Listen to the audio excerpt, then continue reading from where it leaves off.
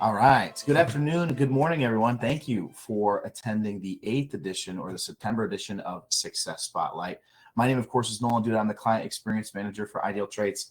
And today we're super excited to have Leta Hankins as our guest. Leta is an Allstate agency owner. She has been for the last 3.5 years, top 3% in the country, and currently has 10 staff looking to get to 13. So, Leta, I'm really excited to have you join. I've heard absolutely nothing but good things about you from our virtual hiring assistant team. And Shane, I'm sure we'll talk a little bit about Shane, who of course is here attending too as well.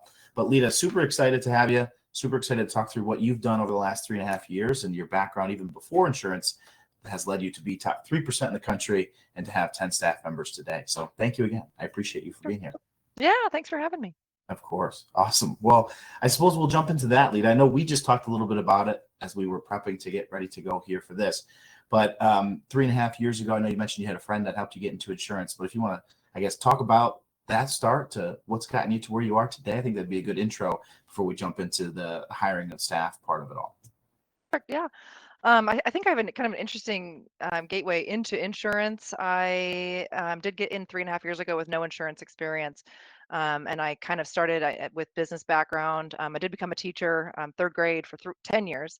And then I jumped out of that and I got into sales. And so I do have kind of just an interesting mix, I think, inside of my knowledge to help me be successful in insurance. I think probably one of the most is the sales experience. I just think every company is going towards you need to sell, and I think we really have that passion at this agency on the sales side. So about maybe 15 years or so of sales experience. And then my best friend actually owned 3 Allstate agencies, and someone came to her and said, "Hey, do you know anyone who would buy my book of business?" And so of course she thought of me, and I crazily, a few months later, multiple months later, ended up buying a book of business. So my first book of business was a little over 3 years ago, and then I did buy my second book of business, which is about 20 minutes away, 25 minutes away, about a year and a half ago. So Gotcha. yeah, Yeah. and it's been fun ever since. So Yeah. Absolutely. yeah, a lot of work, but no, it's been awesome. It's been a lot of work, but it's been great. Yeah.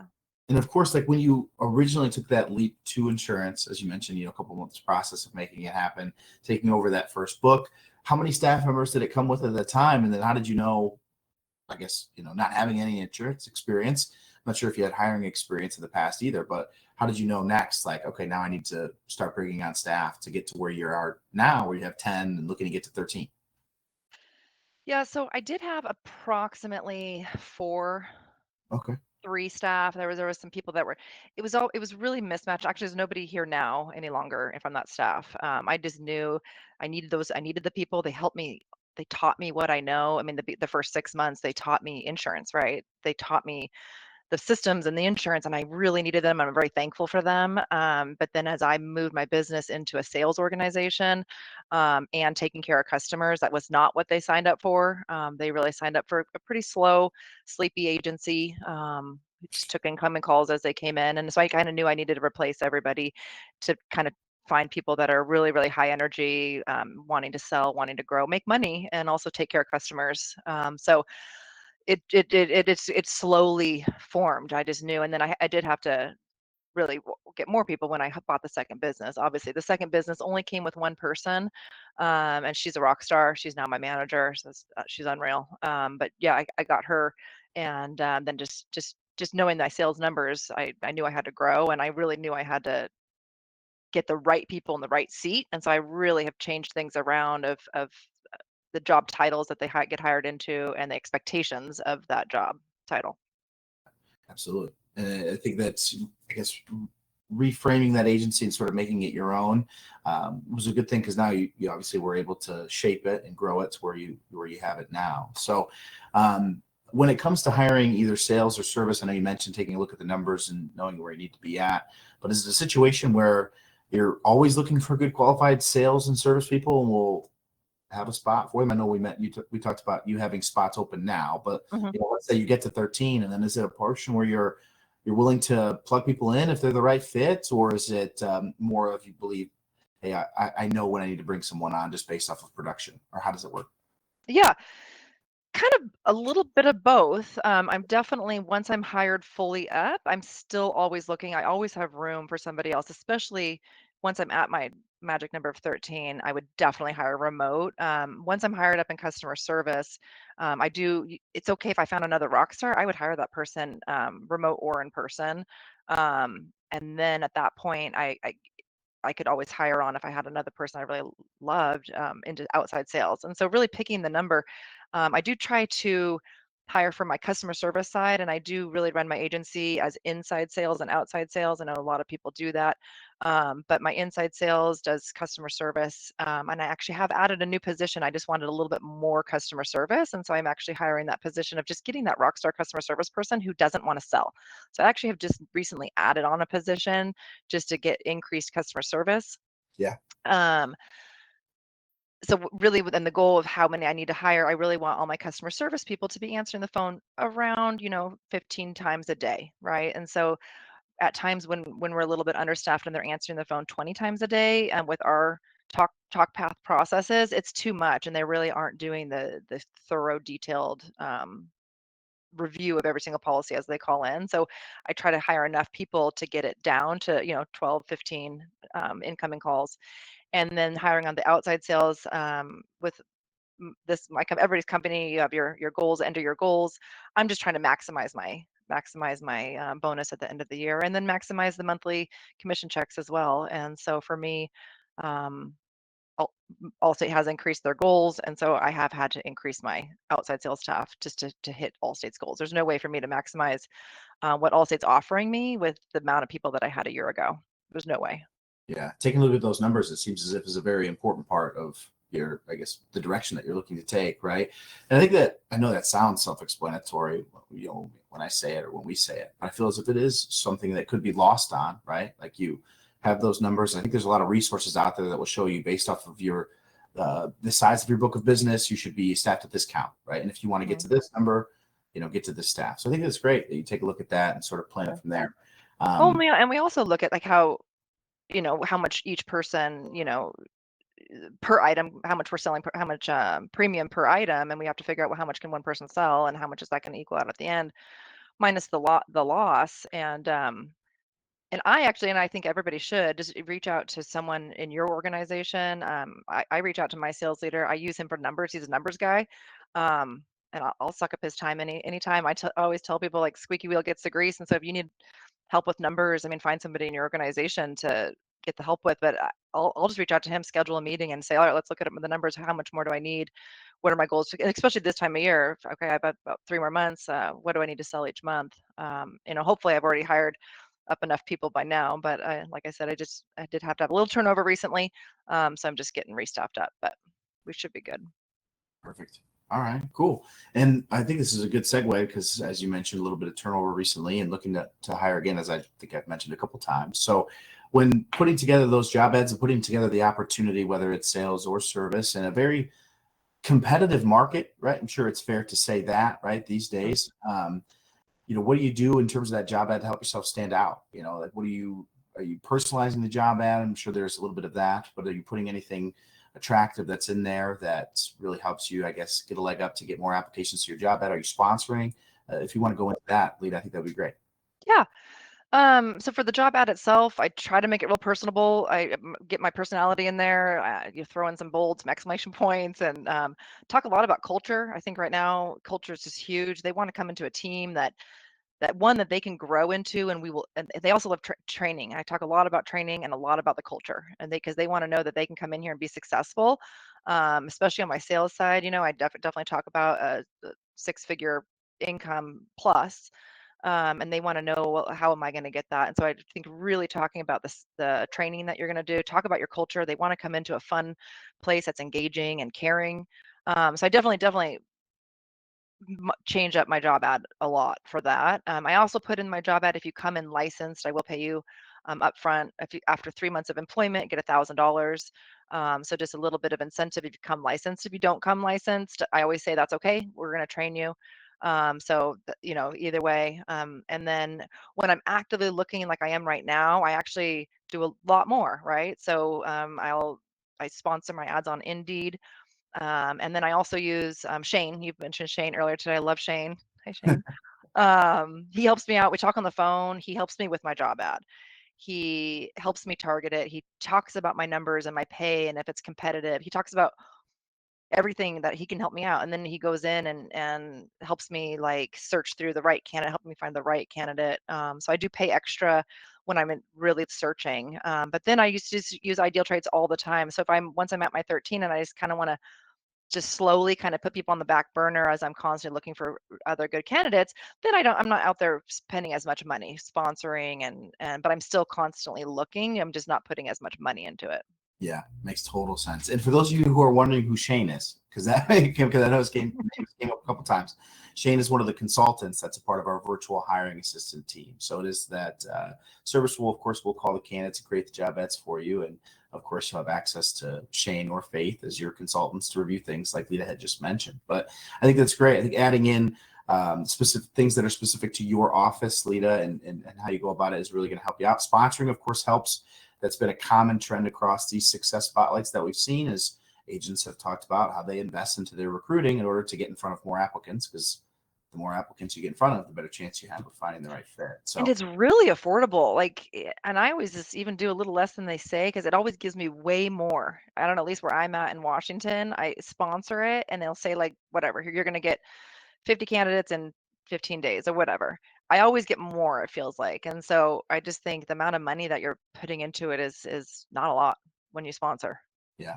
And So, again, as you mentioned, it can be different depending on where you're at in the country, but oftentimes, I mean, the sponsorship, the coolest thing about that is not only that you're going to, of course, get in front of more candidates, but then additionally, they give you a breakdown before you even do it of how many candidates you can expect, as you just alluded mhm, to. Right? So it really helps you get an idea for the budget or what you can invest into it, like what you're going to get out of it. And oftentimes, it sounds like from Lita's experience, sometimes it kind of undershoots it. You get a little bit mhm, more. So mhm, at that point, I think with sponsorship, it's interpreted as, okay, you need to put $500 into this, right? And it's like, it's not necessarily the case, right? mhm, So really affordable. I think it's a really good way to put it. But mhm. cool. All right. And then so you got the job ad created. It gets, of course, posted through the Ideal Traits platform. Candidates begin to apply. What happens then? So in the time when I'm sponsoring, I'm actually sponsoring a lot right now. I actually have, I think, 3 different job ads or more because I'm hiring at both my locations, and I'm willing to hire a couple different positions. And so we've kind of just put a lot out there, and I'm just sponsoring all of it. And so what's coming in is actually a lot. It's too much for me to handle. I'm still actually, I do have a fairly large book of business, but, I still take care of all the hiring. I have my manager work with me, but I'm the pre-screener. I don't know why I still do that, but it's just where I feel like what I wanna do. So I still do all the starting off, after I interview someone and I like the person, she does meet them, and we'll talk about that probably a little later, what I do, but it's too much. I actually get so many applicants, I can't even go through them all. So I rely on Ideal Traits, for those personality tests and the video interview. And so when I'm really doing a lot like I am right now, I utilize Ideal Traits even more. So Shane is a huge component because his team goes and reaches out to all the people who haven't done the personality test to get them to do it. Because I'm not going to look at every single resume and decide if I want to call them. I really want that personality test. And so with Shane reaching out or his team and getting people to do the personality test, I can actually then go in and take a look. I do have somebody here that does a little bit of pre-screen. I guess I lied a little bit on that one. I do have them go in and as long as they've done the personality test and just to double check their resume. I want to make sure that they don't want, if I'm hiring in person, that they want in person. They check for just some basic things. If they've just job hopped massively, may not look at them. If they have an amazing, everything else is really great, like on the personality, I might look at them. But it really helps weed out the people who are serious about my job. They will fill out the personality test. And then the personality test, I do care about what personality they are. And actually, Shane is the one who has gone through and taught me like the differences between the personality and the numbers that you get on the grid. Um, where you want to look for. So if you're a nurturer, you should be a little higher here. Or it's okay if you're a little lower here, and so on. But I don't hire just off whatever the sales personality. I really take a look at the personality And that's really, really important to me. But then what's also, I take a look at the other side and I look at, how did they score on the cognitive test? And if they're scoring 6 on a cognitive test, I unless they blow me out of the water in every other category, that might be something that weighs out of it. I definitely look at their answers, their longer answers, and if it's bad punctuation and they scored low on that personality test and they job hopped, I mean, I would just obviously not. So I definitely take a look at every component of ideal traits, and it's okay if they're low on one as long as they wow me in another one, right? But if they just kind of are a little bit low in multiple areas, I actually utilize the part where you can send them an email, and I just say, I like the one Shane helped me with this too, but the one that's at the bottom it says you're qualified but not selected, and then I usually put it out a day, and then I have that sent like the following day, and then they're out of my queue, so I don't have to see them any longer and get confused. So, but I That- definitely look at all of it. I look at their resume is so important to me, their personality, their cognitive test, and then their short answers. Yeah. And then, so the team that we have here is, of course, calling, email, and texting your candidates to get them to do the assessment, and then calling, email, and texting the candidates to get them to do the video interview. Then they're sent to you, and then you review all those different things. Hmm. Um, I guess let's say you receive 100 applications or 100 people apply to just one job. How many do you think are making it through to the assessment and then to the video interview? Do you feel as if it's a pretty good amount, like enough for you to be able to have enough to review to be like, okay, I'm getting Oh enough yeah, yeah. through the pipeline here? Multiple, I mean, get multiples a day. I mean, I actually haven't looked at those numbers before, but plenty. I mean, I can't even get through them all every day, and I feel like, if you don't get to these people right away in the first couple days, and now you finally getting to them 6 days later, a lot of people already have the good ones might already be sucked into someone else already, and so I really try to call them, or if they have an assessment done, look at it and call them within 1 to 2 days, and so for me right now, it's perfect amount. I don't have I don't have an exact number for you, but No, yeah, yeah. I get plenty that go through. And if I didn't, I could start clicking on some people that didn't have the assessment yet, and I would still call them myself and say, but I know that Shane's team is already calling them, so I just don't waste my time and I wait until finally I check it every day, and as soon as they've filled out the personality test, I get in there quick and I click on it, look at it, and I either call them right away or I delete it and I send them that email. Yeah, yeah, makes sense. Cool. Yeah. Well, generally with hiring, I like to say that, agents, of course, you guys are investing time, money, and resources into hiring. In terms of the money, when we talked a little bit about that, of course, working with Ideal Traits, sponsoring your job, working with the virtual hiring assistant team and Shane, and then now with time, taking the time out of your day to, really thoroughly look through the short answer, the problem solving, the assessment, the video interview to make sure it's the right person for you and worth that interview, which I think is great, right? Hmm. Because a lot of time can be wasted on in-person or virtual interviews with candidates who Hmm. just really aren't a good fit. So I when it, actually thought of what if you right there. I'm so sorry. I just thought of something new that I think agents might appreciate, because right now I have so many ads out there right now, yeah, and I'm sponsoring them a lot, so I am getting a lot of interviews and interviewees, and I don't have. It takes a lot of time to call each one, and I do a screening interview normally. Screening interviews take between 5 to 10 minutes just to see if I want it. Like you said, it's a lot of time yeah, to come in and do an in-person interview. So I've done I booked myself out Zoom interviews, 1 or 2 every single day this week. This is a really busy week for interviewing, but I've booked myself out, and I've as I call each one, I let them know that I have a screening interview and I'd love to book you into one of these days and times. And I share a couple days and times and I book them in there. So every day this week, a couple times a day, I've had about 3 people in the Zoom interview that I just get to know. And then if it's something where I want to bring them in for an in-person interview, I ask them to come on in for an in-person interview. But it's a way that I'm meeting a lot more people this week without having them come in and spend 20 to 40 minutes deciding I don't even want them here, that they're not a fit. And so that's been, because just this time I'm actually doing more hiring than I normally do, and so this has been a huge time saver for me. And I literally booked them all out for myself with nobody in them, and then I slowly filled up my spots. yeah. So And that was a yeah. perfect time to mention that because what I loved and what I've seen over the last 7 success spotlights, and now I think we've seen it here today, is that there's always something unique about someone's interview process, right? So doing that, a little bit of a different tweak on scheduling, I suppose, a traditional interview, which again, a lot of agencies are struggling with, no shows and ghosting and these types of things. And that's a really good way to not necessarily avoid it completely, but maybe make it a little bit more efficient and worth your Mhm. time, right? And have more Yeah. people show up. And I also really sell in that screening interview. I really sell my agency too. Because if you get someone on there that you're really in love with, they might be talking to someone else. And that's a time for me before, they're not going to come in for that in-person interview for a few days. And I sell them like a lot on this agency and our culture. And I talk about the fun stuff that we do and our successes, and then I get to know them. But I make sure that they know what they're going to be coming in for if I bring them in for an in-person interview. So it's a time where you can really sell yourself too. Absolutely, which is incredibly important these days because candidates have options. Yeah. But Lita, it looks like Merrick's came in with a question here based off of that. So is it a group or individual screening interviews when you have that scheduled time? Are you doing it as a group? Or are you doing an Yep. individual? Yeah. As work? Yeah, so I do it as a group. It's kind of weird and awkward, and people just go flow with it, right? And everyone, it's kind of interesting. The people on the screen, they kind of nice to each other, like, "Oh, you got that one," and you know what I mean. People seem to be really great, and I just am like, "Thank you so much for jumping into this screening interview. I really appreciate your time." And I kind of mentioned I'm hiring for a couple positions, and so I do have a lot of people I'm interviewing. So this is a way that I can get in front of a lot of people and kind of share this opportunity.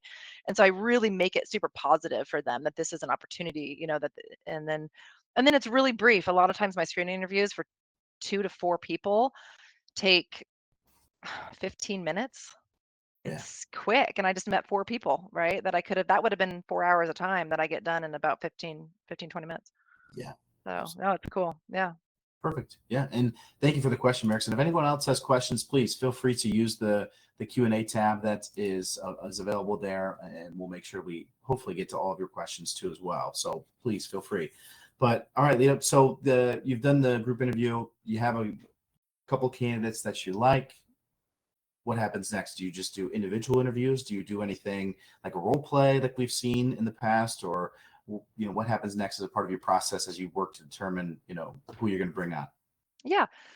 So after the screening interview, I do bring them in for the in-person interview if it is an in-person position. I do have remote positions too. So definitely just schedule a Zoom if it's Sure. going to be a remote person. But if it's an in-person interview, I have had a few people want to do a Zoom. And unless I absolutely love them, I shy away from that. I really love an in-person interview. I'm all about energy. I want to feel someone's energy. I want to see how they're sitting in their chair. Are they excited about the job? I want to like really get to know this person and let them see this place too, so they can see where they're going to be working. So they do come in for an in-person interview. I interview them, kind of get a feel for them, see, if I can really see them fitting in the agency. And then I do have them meet my manager. My manager is actually usually she and I are not in the same location. So we just pop the interviewee on a Zoom. And because we're on Zoom all day long. So this is kind of a good they start learning about our agency right away because we're on Zoom all day long. So Yeah. they start seeing how we do our breakout rooms, and they can start seeing it from day one what it's like to work here. And yeah, so then they jump on that Zoom with my manager, and if both my manager and I really agree that this is a fit, that we can see this person really working at this agency, we invite them back for what's called a job shadow. And I think in some states this might not be allowed, but if it's hopefully it's still I think it's allowed in Washington, but I'm doing it, so if it's not. Yeah. Anyway, they come in for what's called a job shadow, and I talk about the job shadow. I talk about how much we invest into every single one of our new candidate into our new employees, and we time and energy. And we really want to make sure that this is a place that you want to be, and you can visualize yourself being here for a minimum of 2 years. I say, I really, the amount that we put into you, I really want you here. I'd love for you for 10 years, Yeah. or forever. But if you can give me a really solid 2 years, and I say, but I don't want people ever to come try out the job. So I want you to come in and watch the job and ask a lot of questions to the people who are actually doing the job. So they come in right away. I try to get them in. Like sometimes I offer them that day, right away. The next day, I try to get them in very quickly for that job shadow for 2 hours ish. And they sit with a few different employees. I actually like it best when they sit on Zoom with employees because they can, hear the customer and they can kind of hear what's happening, Yeah. and then they sit with my employees and they ask questions what it's really like to be here.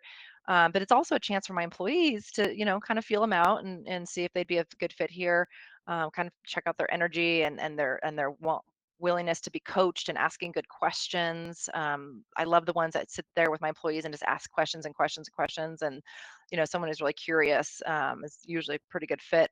And then from there, they actually do a couple different things, just to kind of depending on where they're at in their life. But I do an assessment. It's a computer assessment, and so it's just about 5 or 10 questions, and it goes through, and they have to be able to, open up an email. They have to go into Google what a personal umbrella policy is, and they need to be able to write 3 bullet points about a personal umbrella policy, and then they need to do a signature. They needed to ask a question at the end. It's like so it's pretty much like putting this out to a human, like a person saying, yeah, I would like to talk to you more about that personal umbrella policy. This is why you need it. And then they have to email that to me and my manager, and then they send us a calendar invite to go over it. So it's just kind of like, what's your computer knowledge? And it just really gets to see, because I've actually hired somebody who I loved, and she actually couldn't write at all. Like, it was scary. Couldn't do Yeah. anything with periods or capitals or anything. And so I really like that assessment. I actually also have people call, if it's a more of a customer service role, I have them call and return mail. Just get them on the phone, see how if they can navigate the computer, call a customer, just get the correct address. Yeah. So on return mail. And then with someone's more sales, I just do a typical like role play. A lot of agents do. If it's more of a sales position, just do a role play and just see how they are with. And then I usually end up coaching them and then do the role play again, because a lot of times it's okay if they don't know insurance, right? So you coach them a little bit and then see how they do if they're able to implement what you coach them on. Yeah. Yeah. I think it's a lot of great stuff, right? And it's specific to the position in terms of like that role play or the computer stuff, right? And depending on the position, you're going to have different skill sets to be able to do, the difference there. So I Yeah. think the rest is the shadowing where, they get to come in. Not only do your current employees get to get, feeling for that potential new employee, but then also they get to have a sense of your office environment, whether they feel as if that's someplace they want to be Mhm. every day. Because Mhm. And often, even if I love them, I mean, I don't want them to fake it to themselves. Sometimes people yeah, talk themselves into jobs, and I tell people all the time, I'm an open book, and I want you to know the good, the bad, and the ugly, and the truth. And I'm always hoping for the phones to be ringing a lot. I was actually just had a job shadow yesterday, and the phones didn't ring. I was like, ring phones, because we're busy, and the phones are always ringing. So but we improvised, and we just, called out. We called out when some customers got, reviews taken care of and things like that. But I like it when it's busy. I like it when there's walk-ins and they see craziness happening. I'm like, I want them to see the truth. So they come in and they're like, "Yep, this is what I was ready for." yeah, absolutely, that's great. All Yeah. right, cool. And then once they're hired, of course, you've gone through this process, that you just went through, and then you hire the right person. And then what does training look like? Are you the one training them? Does your manager partake? Do the current employees partake? Do you use any sort of third party training that assists you in that process too as well? How's that look Yeah. after they're hired? So for most all my positions are licensed positions. I do have one position that's not licensed. I do first, if they're not licensed, I actually ask them to first, I hire them contingent on getting licensed. I have them when I first started. I did get people licensed, and I had quite a few people actually just never come back. Mm. And so I actually just say, I'm excited for you, and I really build up the position, but I need you to go get licensed. And I do it contingent on getting licensed within 3 weeks. I do that because I want someone who's driven in this. You need to be driven here. And if you can't get licensed within 3 weeks, then maybe it's not a fit. I have worked with somebody who I really liked him, but he had a job and he couldn't get licensed in 3 weeks, and so I was going to give him more time, but then he didn't work out anyways. But so I do that. And then they come in, and yeah, it does hold me back from hiring some people. But I just for this agency, it's just I'd rather just keep interviewing until I get that right candidate who is either licensed Yeah, or willing to get licensed in 3 weeks. And then I actually, after 3 months of employment, I do pay them back for any costs that they incurred. So I'll pay for the class, I pay for the test, I pay for the background, everything, whatever they incurred, I'll pay for those costs. I just have them be here for 3 months first to make sure that they're going to stick. stick. So once they come back, they're licensed. I have a a training person. She's my main training person, and then my manager is also a training person, and then me. So it's pretty much three of us that are the main training people. But my training person, I don't know, I'd give her, she does 70% of it, 60, 70% of it.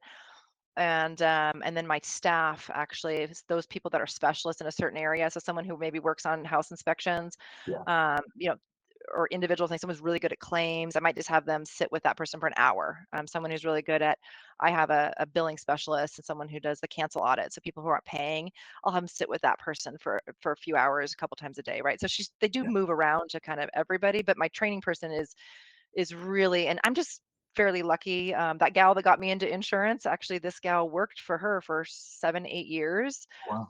Then my friend actually sold all of her Allstate agencies. Actually, the day I bought mine, she sold all of hers. It was really interesting. I was like, thanks. Yeah. So anyway, I got this person who actually has 8 years of experience, and then my manager has 13 years of Allstate experience. And so if someone from me, Yeah. I'm inexperienced. Well, I am experienced now, but it's nice to have Elena. So she does all the training, and then I say we have a really intensive 3-week training program. So if you're inside sales, you do the Allstate training for a week, you do customer service for a week, and then you jump into RPOA for a week. So we really get intensive training for 3 weeks, Yep. and then we start getting you on the phones, and it's a slow build, and so you still are attached to your to really to a lot of people, but you're answering phone calls, but then you really are passing phone calls, and you're jumping into Zoom rooms, and you're listening to phone calls. So our Zoom is just, we use it for everything, but you jump into that person's Zoom room, they share their screen and sound, so the answer you just didn't know, you're going to learn it live by listening and watching. Yeah. So for the first 3 weeks, so it is just really intensive on product knowledge. For that second week, product knowledge, insurance knowledge, and then the third week, sales knowledge, and that's pretty much all RPOA and learning scripts and things like that. And that's both for inside and outside sales. Yeah. Makes total sense. Yeah. And Yep. then something that I was going to ask too, because, obviously we've talked about how you have remote employees a couple of times. And I've heard some agencies will put them in like a virtual, like, a virtual office, if you will, right? Where your remote employees are there. And it's not as if people are just like staring at them all day, but then, everyone can see each other, right? And then some, don't have it, right? So Mhm. is that something that you implement into your office for your remote employees with that sort of having employees in office and working remotely? Do you have that virtual classroom Yeah. or virtual office, it's- excuse me, that you do? Yeah. So we do.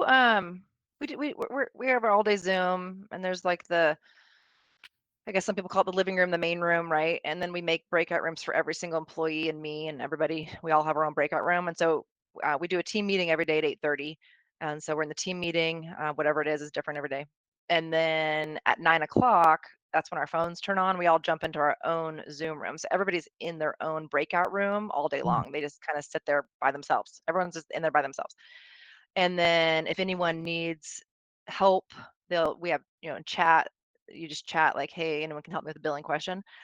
Whoever's free, they'll say, I can, and they jump over into their Zoom room. So it's just instant help, because actually Elena, my trainer, she's remote, and my manager, she's in my smaller location, and she works from home a couple days a week. So I actually, two of my main people are actually one full remote and one's half remote. And then just being two agencies, my people down in the one that's smaller, they need the help from the people up here, and so it's just instant help, and you just share your screen, and you don't have to. They don't have to. Hey, can you help me with this person? And you go pull it up. Okay, okay, I finally got Joan up. Okay, what do you want with Joan? Right? Instead, you just share your screen and you'd be like, so what do I do here? Right? And it's just instantaneous help. And so my team is just connected. Actually, to a point, I actually had to like slow it down a little bit. They were actually asking for too much help. I don't know if Sure. anyone's had this problem, but I was like, it was like help overload.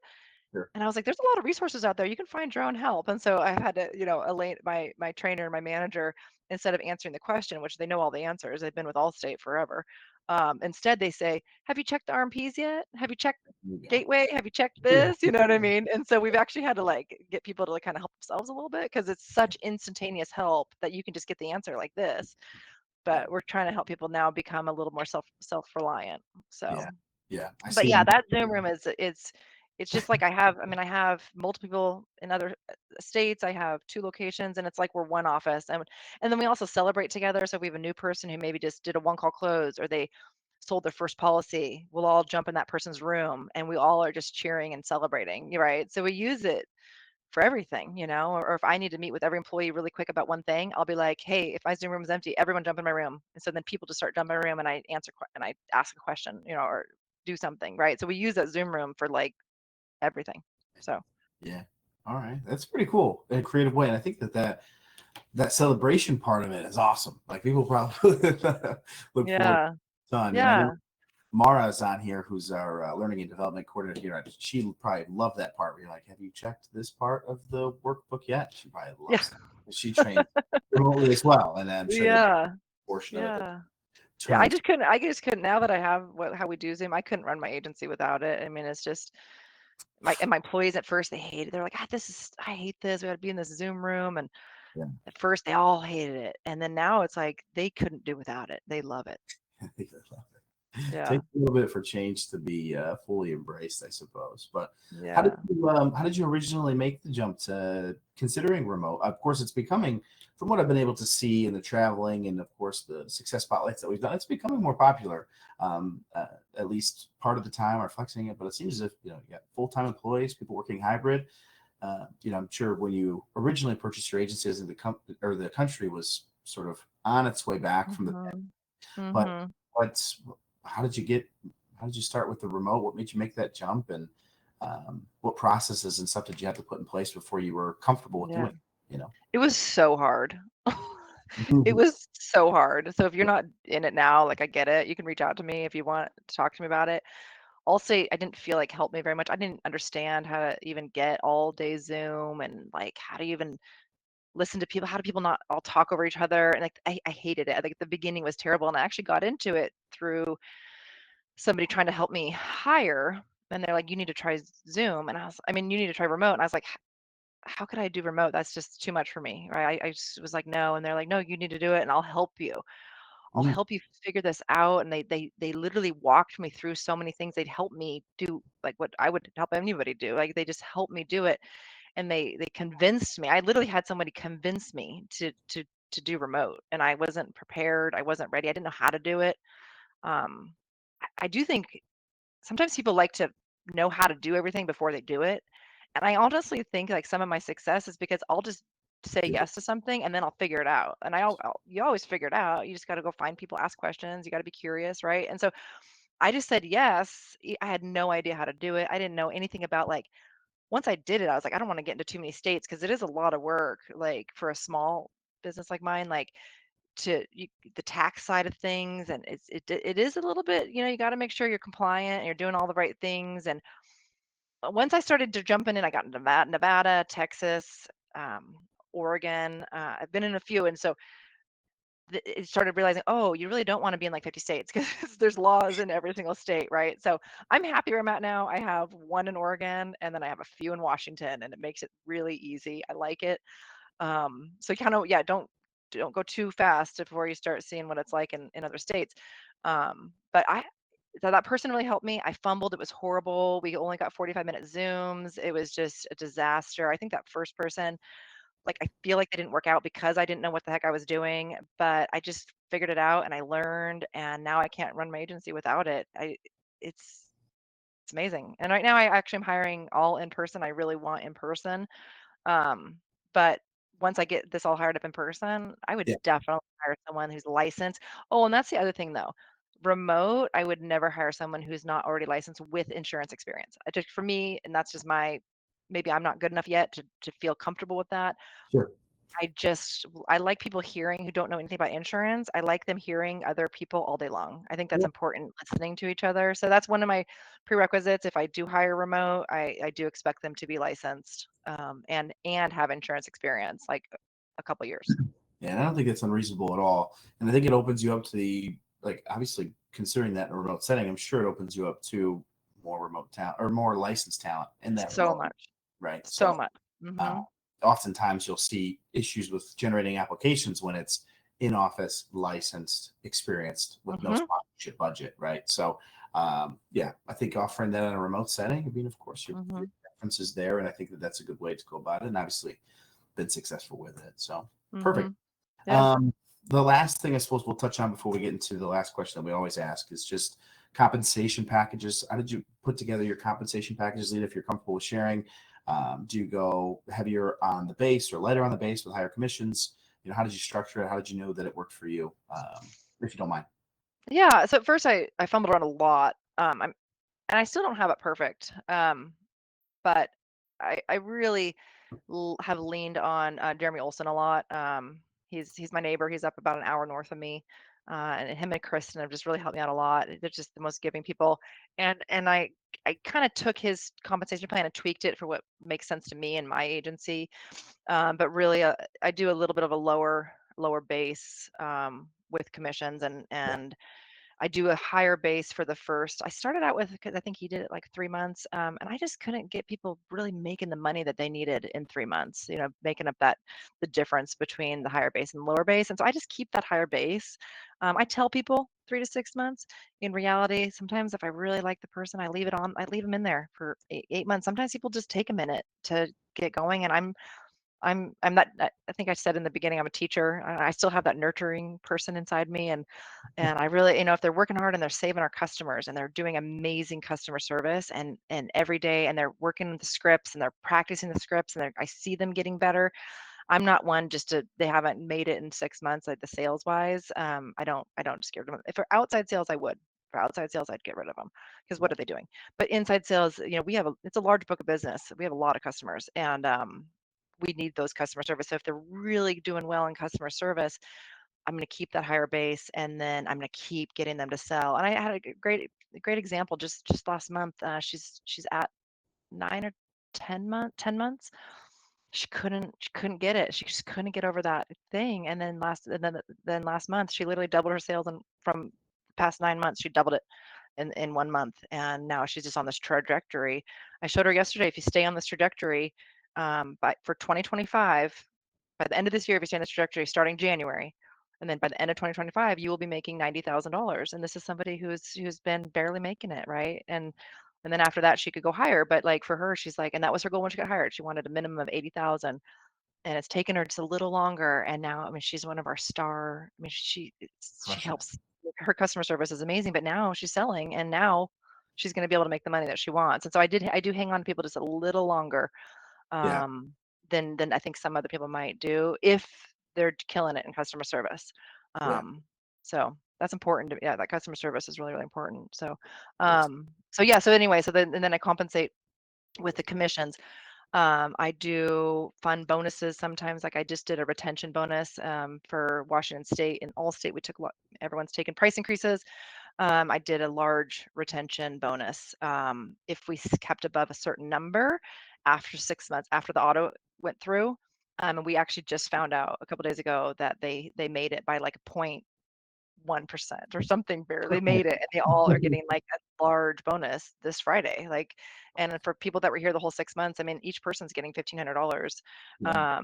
to keep my customers, and they worked hard and they fought for my customers. So we do bonuses like that. I also do promotion. So like if you're not making commission, you you're selling a little bit, but you're not making commission yet because you haven't bridged that gap. Yeah. But even in between, I do promotions. I do promotions probably every single month. I love promotions. I love making sales fun. And so we just last month was a really fun promotion, but we spin a wheel online on our Zoom. So you spin a wheel, and that month it was kind of a hard promotion for me, but they liked it. So you spin the wheel for what the promotion is that day. So it was a daily changing promotion for 2 weeks. And so, yeah, so it was a fun one. So everybody made money. And I had some people who worked those promotions, and I have one person who made, it was like $900 in promotion money that month. And I have other Nice. people that made $25 because they didn't work the promotion. But I always do a promotion. I love talking to people about promotions and come up with fun ideas. So Yeah. yeah, that's just another way to make money. And I just think you got to get your people just to make money. And the more money they make, the happier they'll be. And we also give out free an hour off, 2 hours off, half day off, all day off for different things. We do lunches, promotion, celebration lunches, all sorts of things. Like just I try to make it fun because it's a lot of work, what we do. Yeah. And I know Jasmine Thompson, who's most like that here. She's big on promotions too. So I think that she'll attest to that. But it looks like there's a question here. Did you start out with separate inside and outside sales, or did you evolve into that? And then, if you don't mind sharing the size of your book. So did you separate into it, or did you evolve into it and then go for it? Yeah, definitely evolved into it just because when I bought the book of business, it was just like they could barely make the numbers that Allstate wanted every other month. So they would push numbers into the next month. just to try to make it that month. And it was just like a free for all. Like, let's just take care of the customers that call in and sell a little bit. And so it was just kind of a free for all. And then honestly, I guess I kind of then jumped into it as I started hiring new people. I just really, I started RPOA like I'd say month 3 of owning the agency. I just jumped in. I was like, they seem like they know what they're doing. I'm just going to do what they're doing. Right. That's just, I'm not going to recreate the wheel. Jeremy seems like he's doing pretty well. So I Yeah. just kind of did it, and they have inside outside. I say, perfect. I got to hire some people. I'm going to hire for inside and outside. So I hired my first outside, and I'm also very lucky too. I've said that a couple times here. I did hire somebody who's amazing, and she actually came to me with 0 sales experience, customer service and management for 20 years, and now she's one of the top salespeople in Allstate. And so I lucked out. So, but she came in as inside sales, and she Yeah. loved it, and she kept selling and selling and selling, and she turned to outside sales. So she I think was my first outside sales because she loved it so much. I guess it, it kind of worked out that way. And then Yeah. I actually then hired into it. I hired my next gal into outside sales. And then I just kept hiring into inside sales. In my personal opinion, outside sales is much easier to fill. Inside sales position, that's a tough position. You got to have that person who's kind and nurturing, who's a multitasker, but then can sell. You really got to find that special person. So that's been a much harder position for me to hire into. Yeah. And then my book size, right now it's a little over 13 million. It's grown a bit with those price increases, but we also sell a lot. So Perfect. All right. Awesome. Leta, last question. I always ask every guest. I know we're running a little bit over on time, but what is the one or the greatest piece of advice, the one thing that you would say that every agent needs to start doing if they're not doing today into their hiring process? What is the one piece of advice that you'd recommend implementing today? I'd say that job shadow. I love the job shadow involving your team because you just see a different person. Like then the person that's sitting in front of you is the best you'll ever. That's kind of a fake person, right? And then when they can sit with other people, they kind of let their walls down a little bit, and you really get to know the person. And then getting them to do the job in the job shadow. So getting on the computer, doing the job, picking up the phone, calling some customers, like that. I just think that job shadow is the way to go. And then the second thing is do Zoom all day long. My second thing. Yeah. All right. Yeah. I know that I'll say this is very funny for me because we tried that at IdealTraits when we first were going remotely, and we hated it, and we did not keep it. So it's like it go both Everybody ways. hates it at first, but Yeah. it's amazing with training. I'm telling you, for hiring and training though, it's amazing. Yeah. It's Yes. amazing. Yes. Yeah. Yes. Operating in So, that remote space, but yeah. well, perfect. Well, Leta, thank you so much for coming. Thank Uh, you.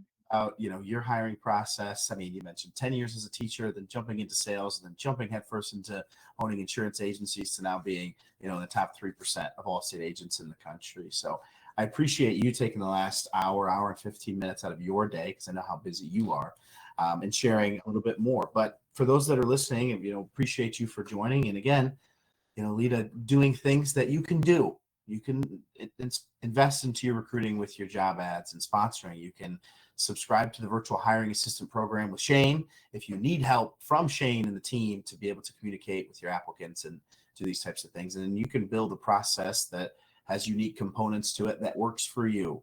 Whether it's in-office positions, remote, licensed, unlicensed, these things are possible. So again, Leta, I can't thank you enough. And That's fun. yeah, perfect. Well, we do have our next 2 Success Spotlights scheduled. October 9th, we will have Farmers Agent Haley Reyes. And then November 14th, we will have Allstate Agent Jeremy Olson joining the program. So those are the next 2 Success Spotlights to look out for. But Leta, thank you again. Appreciate your time. And I did put the Success Spotlights previously in the chat. But if anybody is looking for the recording, it'll be sent here most likely tomorrow. And then Leta, I'm sure it will be okay to share your email for anybody who wants or has questions for you specifically too. Yes? Yeah, for sure. Perfect. All right. Well, thank you again, Leta. I appreciate it. Thank And you.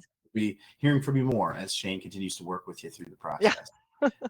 Appreciate Thank it, and you. hope everyone has a great rest of your day.